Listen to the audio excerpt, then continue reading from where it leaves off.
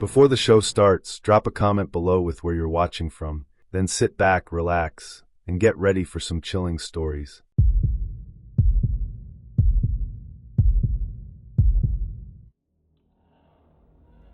I've been babysitting since I was 16, and I've seen a lot.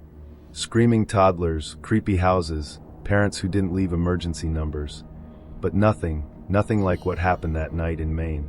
It started with a post on a local babysitting group. A woman named Marla was looking for an overnight sitter in a rural part of town. Her message was oddly formal. Seeking responsible female to care for quiet 5-year-old son in private residence. Must be comfortable with rural settings. Discretion appreciated. The pay was double what I usually charged. I figured why not? The house was deep in the woods, at least 20 minutes from the nearest gas station. It was huge, 3 stories, all dark wood and narrow windows, like something out of a Gothic novel. As I pulled up the gravel driveway, I noticed how quiet it was. No birds, no wind, no bugs. Just silence. Marla answered the door before I even knocked. She was tall, thin, and pale, wearing a navy dress and no shoes. Her smile didn't reach her eyes. "You must be Rachel," she said. "Come in. Quickly, please." Inside was colder than outside. Not just in temperature, it felt still, like the house was holding its breath. Her son, Eli, peeked out from behind a doorframe. Blonde hair, pale skin, and big blue eyes. He didn't say anything, just stared at me. I smiled and gave a little wave. Marla handed me a sheet of paper. "These are the house rules. Please follow them exactly." I skimmed it. It was strange. 1. Eli must be in bed by 8 p.m. sharp. No exceptions. 2. Do not allow Eli to eat anything with sugar. 3. Do not open the basement door under any circumstances. 4. If you hear knocking after midnight, ignore it. 5. If Eli starts talking about his other mommy, distract him immediately. I looked up, half laughing, thinking it was a joke. Marla wasn't smiling. She said goodbye to Eli with a kiss on the forehead, grabbed her coat, and was out the door before I could ask any questions. At first, everything was fine. Eli barely spoke, but he wasn't difficult. He played with his toys, ate dinner without a fuss, and let me read him a bedtime story. But he kept glancing at the basement door at the end of the hall. "Why can't we go down there?" I asked, half joking. Eli didn't answer. He just whispered, "She's sleeping right now." That sentence chilled me more than I care to admit. After I put him to bed, I settled in on the couch with a book. The house groaned a lot, like old wood does, but around 11:30 p.m., I heard something that made me sit up. A low, dragging noise, like something heavy being pulled across the floor. It was coming from the basement. I froze, remembering the rule. Do not open the basement door under any circumstances. I held my breath and waited. After a few minutes, the sound stopped. I convinced myself it was the pipes or an old heater kicking in. But then, the knocking started. 3 knocks. Slow. Measured. From the front door. I looked through the peephole. No one. Nothing. I backed away and went to check on Eli. He was sitting up in bed, wide-eyed. "She wants to come in," he said softly. "But she can't unless you open the door." I didn't sleep that night. I sat in the hallway outside his room, eyes fixed on the basement door. The knocking happened twice more, and each time, Eli whispered something new. "She says you smell like the others." She liked the last girl better. She doesn't like waiting. Around 4 a.m., I heard footsteps upstairs. Heavy ones. But I knew no one was supposed to be up there. I called Marla. Straight to voicemail. I was about to call 911 when Eli screamed from his room. I ran into Eli's room and found him curled up in the corner, his hands over his ears, rocking back and forth. His window was wide open, and the cold air that poured in felt unnatural, like it didn't belong to the forest outside. I shut the window, locked it, and turned back to him. "She was in here," he whispered. "She stood right there." He pointed to the edge of his bed. "She said you broke the rule." I couldn't take it anymore. I grabbed Eli, told him we were leaving. But as we walked through the hallway, we heard it again. From the basement. I held him close and started toward the front door, but it wouldn't open. The knob turned, but the deadbolt was stuck, like it had been jammed from the inside. I even tried a kitchen knife to force it, but nothing worked. My heart was racing. Eli began crying softly. She doesn't want you to leave. She wants a new mommy. That's when the basement door creaked open. No one was there, just darkness, and a smell like rotten mold and something animal. Every instinct told me not to go near it, but I had to try something. I grabbed Eli's hand and pulled him toward the staircase. I figured I'd try a window upstairs. We made it to the second floor, into what looked like a guest room. But just as I went to unlock the window, Eli stopped me. "She's upstairs now," he said. "She's behind you." I spun around. Nothing. But the air shifted. Heavy, like the oxygen had thickened. I swear I heard breathing. Slow and deliberate. I didn't wait. I shoved the window open, helped Eli out, and then jumped. I landed hard on the gravel below, my ankle twisting with a sickening snap. Pain shot up my leg, but I didn't care. I picked Eli up and limped toward the road. That's when I saw headlights.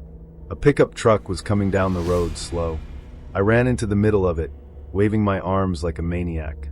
The driver, an older man in flannel, jumped out and helped us in. We called the police from his truck. He kept glancing at me in the mirror like he wanted to say something, but didn't. When the cops arrived and I explained what had happened, they immediately drove out to the house. But here's the part that still makes my skin crawl. When we got there, the house wasn't the same. It looked older, abandoned, rotting from the inside. Cobwebs everywhere. No sign of furniture. No sign of Eli's toys. No sign of Marla. Or Eli. The basement door was open. The police went down and found bones. Dozens of them. Animal mostly. But not all. They tried to trace the woman's phone, but it had never been active. The number was fake. The address didn't show up on any current listings. According to local records, the house had been vacant for over 10 years. I told them everything, but they couldn't explain it. The old man who picked me up. He said he's passed that house for years and never seen a single light on. Never seen a car in the driveway. I never babysat again. I moved away from Maine. And sometimes late at night, I still hear those knocks in my dreams. 3 slow knocks. Waiting for someone to open the door.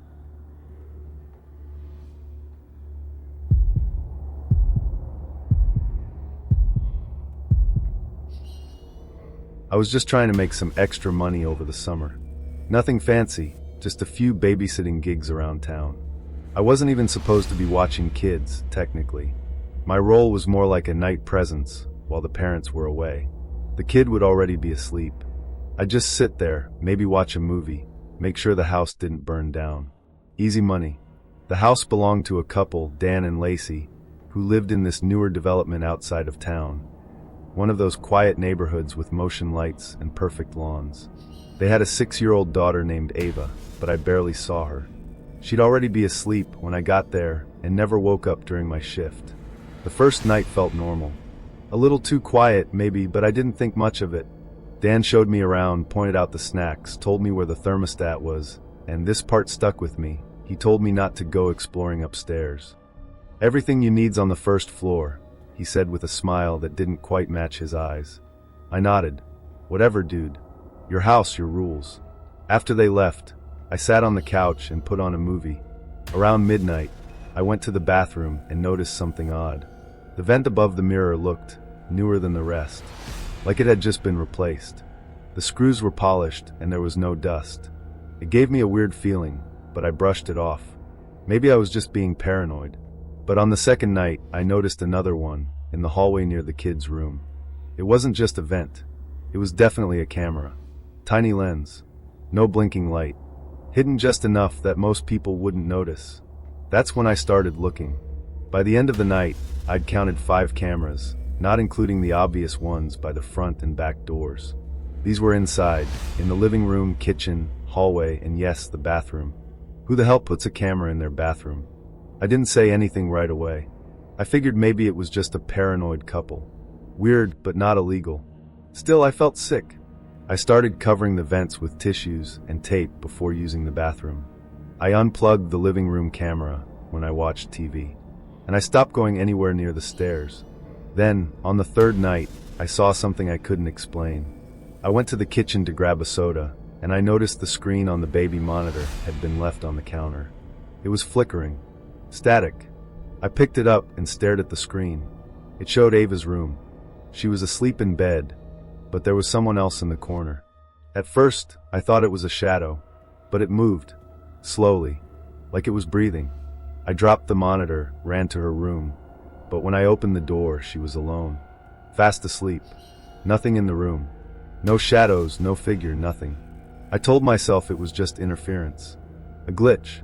Maybe I was imagining things. But when I went back to the kitchen, the monitor was off.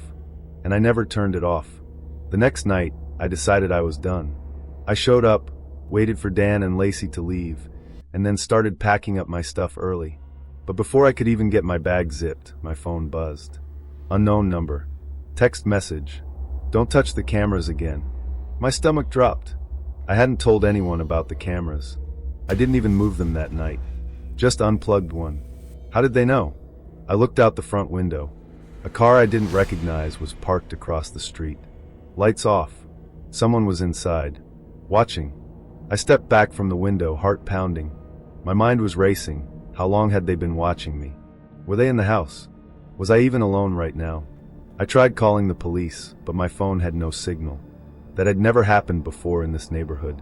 I ran to the kitchen to use the landline they kept near the fridge, but the cord had been cut. Not yanked, cleanly sliced like someone had planned it. That's when I decided to get out. I grabbed my bag and went to the front door. Locked. Not just locked, deadbolt. From the outside, I ran to the back door. Same thing. Panic started setting in. I thought about breaking a window, but before I could grab anything, I heard movement upstairs. Slow, heavy footsteps, like someone was walking just above me. The staircase was still off limits. I hadn't been up there once since I started. But that night, I went. I crept up the stairs, trying not to make a sound. Every step creaked under my weight. At the top, there were 3 doors. One was open, a bathroom. One led to what looked like an office. And the third was closed, with a keypad lock on it. The kind of lock you don't see in normal houses. I leaned in and listened. I thought I heard breathing. Ragged, slow, almost like whimpering. I whispered, "Hello," and the breathing stopped. Then I heard scratching. Not loud, just faint, like nails dragging against wood. That was enough. I went back downstairs and started looking for a way to escape. I opened a cabinet near the living room and found a folder labeled Candidates. Inside were photos, dozens of them. Different babysitters, men and women. Some were smiling. Others looked like their photos had been taken without them knowing. My picture was in there too. Taped to the back was a sticky note. Response to bathroom cam. Covered vent W/paper. Level of obedience, low. Threat level, moderate. I wanted to scream. There were USB drives in the cabinet too. I took one, shoved it in my pocket, and used a fire poker to smash the side window. Alarm went off instantly, loud as hell, but I didn't care. I crawled out, sliced my arm on the glass, and ran full speed into the street. The car was still there. The driver stepped out, Dan. He started yelling at me, but I was already running toward a neighbor's porch, pounding on their door like my life depended on it. The police showed up 20 minutes later. I handed them the USB drive.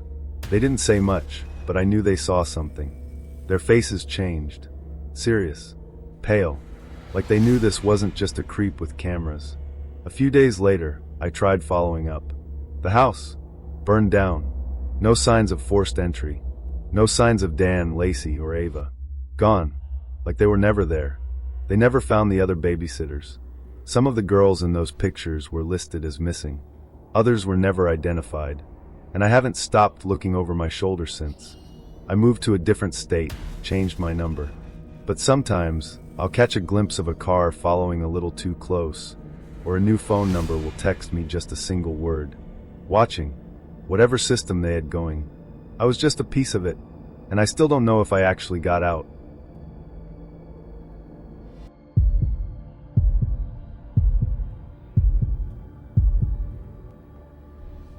When my parents hired Megan, I knew something was off.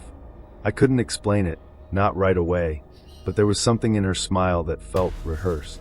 Too perfect, too calculated. She was only 20, not much older than me, and she came highly recommended by a family friend.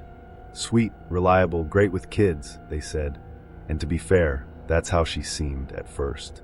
My 5-year-old brother Caleb adored her. My parents? Obsessed. They kept telling me how lucky we were to have found someone like her. But I saw the way she looked at me when no one else was watching. That fake smile would drop like a switch had flipped. Her eyes would narrow, just for a second. And then she'd go back to being sweet Megan, as soon as anyone else entered the room. I tried to brush it off. Maybe I was just being paranoid. Or jealous, even. Megan did everything right. She made breakfast, played with Caleb, kept the house spotless, and even helped my mom with errands. Meanwhile, I was drowning in schoolwork and barely keeping it together. But then Caleb started acting different. He used to be a happy, loud, energetic kid. He loved playing outside, reading books, drawing superheroes. But after a couple weeks with Megan, he got quiet, jumpy. He stopped wanting to play. He wouldn't even sleep unless the lights were all on. And the worst part, he started pulling away from me. One night, I caught him crying under his blanket. When I asked him what was wrong, he just shook his head and said, "Megan said you wouldn't understand." I confronted her the next day, calmly at first. I told her Caleb had been acting strange, that he wasn't himself lately. She just smiled. "Oh Jess, kids go through phases," she said, placing her hand on my shoulder. "You probably just haven't been spending enough time with him." I hated how condescending her voice was, like she was scolding a child. That night, I started searching Caleb's room. I don't even know what I was looking for, but behind his toy chest, I found a small notebook. It wasn't his handwriting. It looked like an adult had written in it, with big, blocky letters, like it was meant to look childish. Each page was a twisted little game. "If you don't talk to Jess today, you get 1 star. If you cry and she hears you, you lose a star. If you tell anyone about this book, you start all over." My hands were shaking. I confronted my parents. They looked at me like I was insane. "Megan would never do something like that," my mom said. "Are you seriously accusing her of manipulating your brother?" "Jess, what is going on with you?" That's when I knew, if I wanted to prove something was wrong, I'd have to do it myself. I borrowed a cheap nanny cam from a friend and hid it behind Caleb's bookshelf. I told him it was a secret mission and begged him not to tell Megan. He nodded once. Silent. The footage I got that night still makes my skin crawl. Megan was sitting on the edge of Caleb's bed, her voice sugar-sweet. "Your sister doesn't love you like I do," she said. "She's jealous of us. She wants to take you away." Caleb whimpered something I couldn't make out. Megan leaned in closer. "If you tell anyone," she whispered, "I'll go away forever. And when I go, I'll take you with me." The next morning, she acted like nothing happened. Made pancakes. Laughed with my dad. Even complimented my hair. I sent the video to my parents. They didn't believe me. They said it was edited, that I must have faked it somehow, that I was obsessed with getting Megan out of the house. I realized I was on my own. I stopped sleeping after that. Every time I closed my eyes, I'd hear her voice in my head, soft and twisted, saying things like, "She doesn't love you," or "I'll take you with me." Caleb started refusing to talk to me altogether. He flinched if I touched his shoulder. He even started calling Megan Mommy when no one else was around. I knew I was running out of time. One night, I followed her. She left after dinner, telling my parents she was heading to the grocery store. I snuck out 10 minutes later and tracked her on foot. She wasn't going to any store. She parked in a back alley behind a strip mall and entered a building through an unmarked door.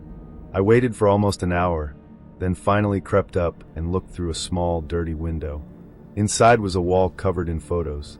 Photos of us. Me, Caleb, my parents, even our dog. Most of them were printed from social media, but some weren't. Some were taken through our windows. One was a shot of me sleeping. Another of Caleb crying in the bathtub. I snapped a picture with my phone and got the hell out of there. I planned to go straight to the cops the next morning. But when I got home, she was already there, sitting in the kitchen, alone. She smiled when she saw me. "You've been busy," she said. I froze. "You followed me. That's not very nice, Jess. You should be careful who you spy on. People don't like being watched." I backed up, heart slamming in my chest, but she stood up slowly and walked toward me. "I know what you're trying to do, but you won't win." Then she leaned in close, her voice barely a whisper. "They always choose me." I left the house that night, took the bus to my best friend's place, and didn't come back until school the next day. I handed over everything to our school counselor, photos, recordings, the footage from Caleb's room. She took it seriously finally, called child services, the police. By the time they arrived at our house, Megan was gone. She left everything behind. Her car, her bag, even her phone. Gone, like she had never existed. It took weeks to convince my parents that I hadn't made it all up. When the cops searched that unmarked building, they found the photo wall, plus more footage. Other kids, other families, dozens. They still don't know how she got access to some of the recordings. The working theory is that she had help, maybe a ring of people doing the same thing. My family's safe now, or at least that's what we tell ourselves. But 3 months later, Caleb got a letter in the mail. No return address, no stamp. Inside was a single photo of the two of us, sleeping. On the back, written in red marker, "I still know where you live."